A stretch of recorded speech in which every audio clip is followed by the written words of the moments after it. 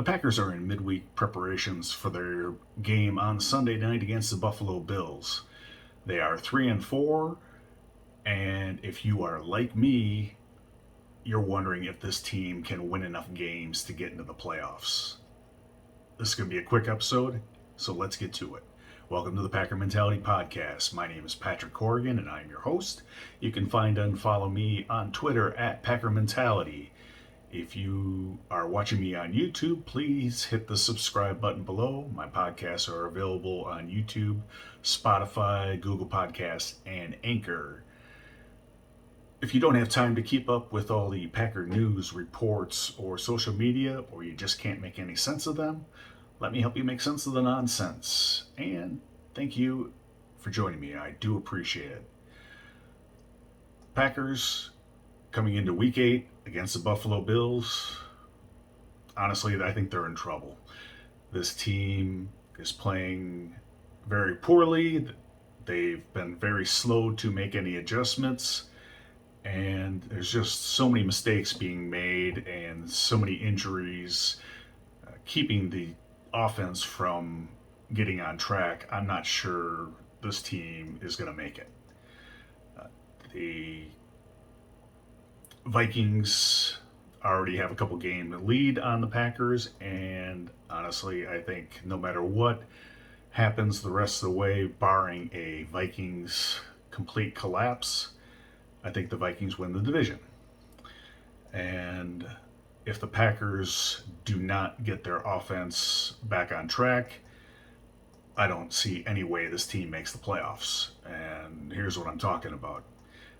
With the defense kind of playing a little bit unevenly, but they have shown signs of making some improvements. But regardless of that, I don't think it'll be enough to overcome this offense. So in that case, here's what the rest of the season could look like.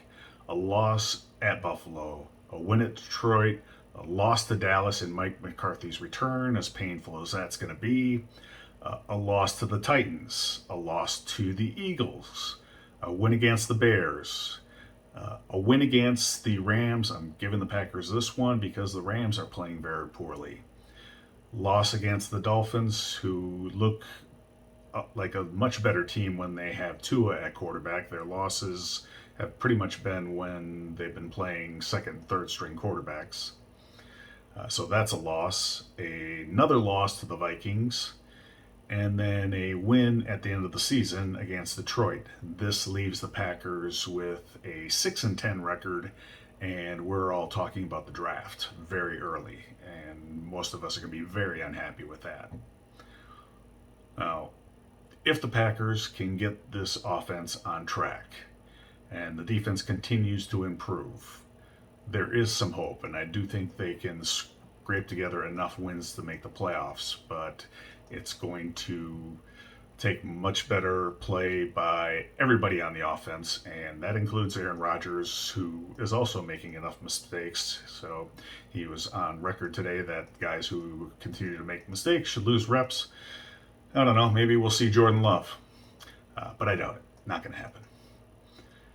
But with all the injuries at wide receiver, you don't have many options at wide receiver. So even bringing that up as far as the receivers go, yeah, it's just not going to happen. You have to play with the guys who are available. So,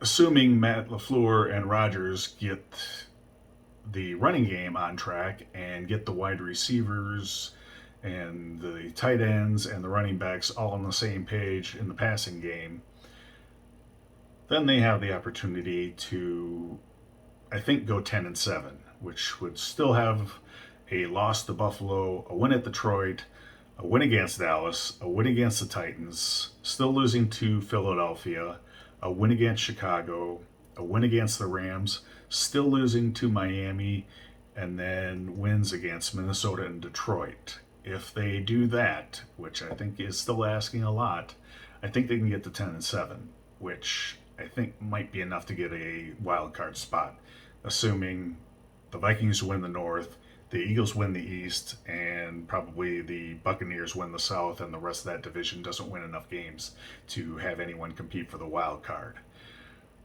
The biggest competitors for the wild card spots, I think, first and foremost, will be the Cowboys, who I think will definitely get a wild card spot.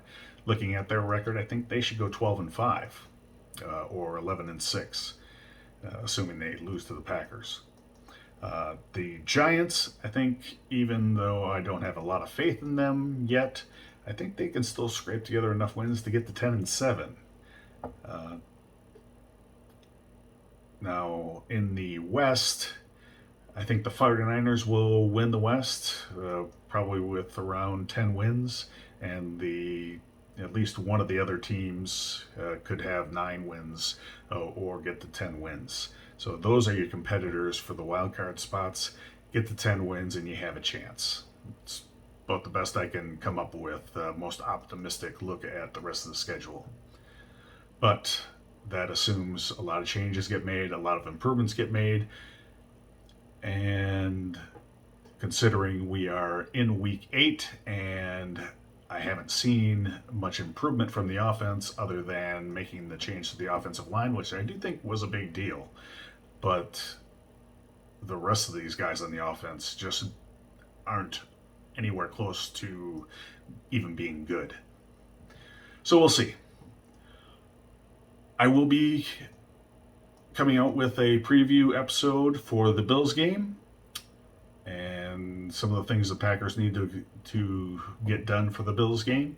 We'll talk a little bit about the trade rumors and some of the other things that have come up this week in reports and social media. In the meantime, have a great week. Please be safe and go Pack Go.